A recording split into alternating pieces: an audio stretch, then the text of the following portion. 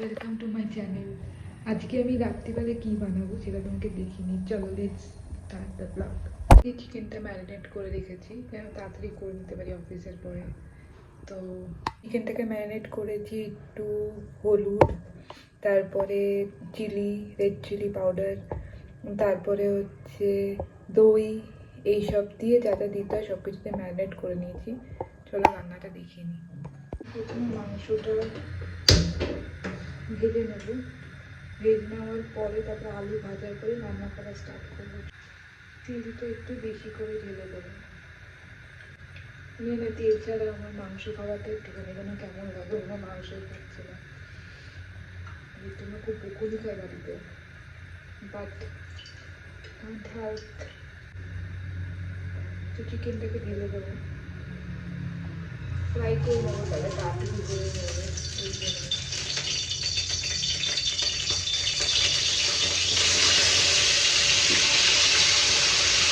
অনেকদিন করে রান্না করতে গেলে ভালো লাগছে। চিকেন খাবো রান্নাটা দেখছি, এতদিন বাড়িতে বসে ভালোই মজা করতাম, খেতাম, খাওয়ার টাইমে পেয়ে যেতাম। এখন যেহেতু এখানে একটু হলে একাই সব কিছু করতে হবে। ট্রাই করছি সব ঘরের খাওয়া।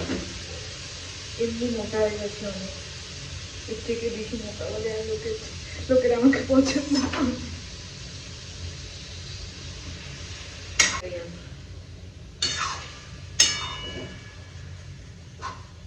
তো এটা হোক ফ্রাই, ততক্ষণ আমি আলুগুলো কেটে নিই। তো মাংসটা মোটামুটি ভেজে নিয়েছি, বেশি ভাজতাম না। এরপরে আলুটা দিয়ে দেবো।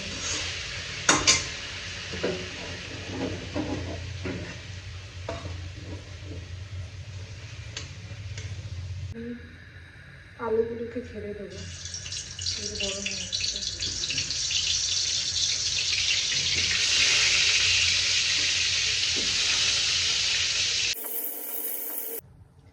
তো আমি তেল গরম করে নিয়েছি, গরম করে এগুলো দিচ্ছি, তেজপাতা, শুকনো লঙ্কা, এলাইচি, লবঙ্গ, এইসব দিচ্ছি। এটা ঢেলে দেবো। ঢেলার পরে একটু একটু স্মেল আসার পরে পেঁয়াজটা ঢেলে দেবো মোটামুটি। তো এখন পেঁয়াজটা ঢেলে দেবো। পেঁয়াজ আগে থেকে চপ করে রেখেছি, তাদের মাঝখানে হালকা লবণ দিয়ে দেবো যেন পেঁয়াজটা তাড়াতাড়ি সিদ্ধ হয়ে যাবে। এটা আমার মা বলে, সবাই বলে যে তাড়াতাড়ি সিদ্ধ করার জন্য লবণ বা পেঁয়াজ দিতে হয়ে যাবে, সেটার জন্য আমি ঢেলে দিলাম। তো আমার লো ফ্লেমে রয়েছে, একটু হাই ফ্লেমে করবো। পেঁয়াজ ভাজতে হচ্ছে যে আস্তে আস্তে এবার যদি না ভালো করে ভাজি তাহলে কী হবে যে পেঁয়াজগুলো করবে না।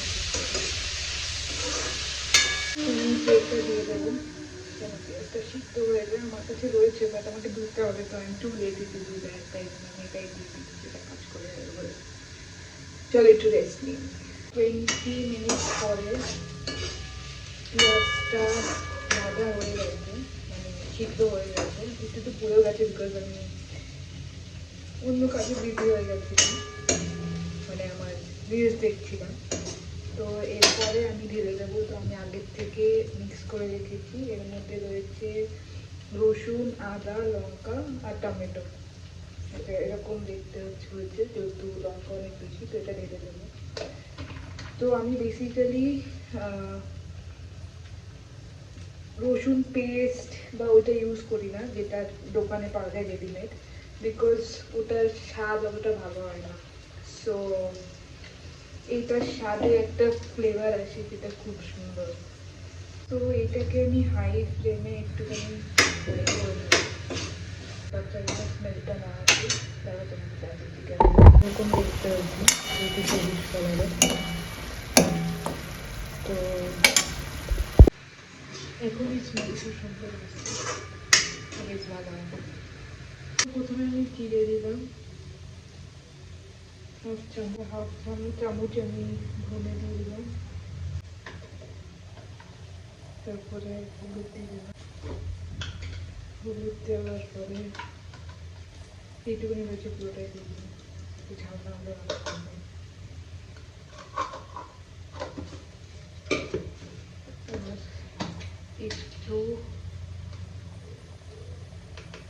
হালকা করে চিকেন মশলা দিয়ে দিলাম।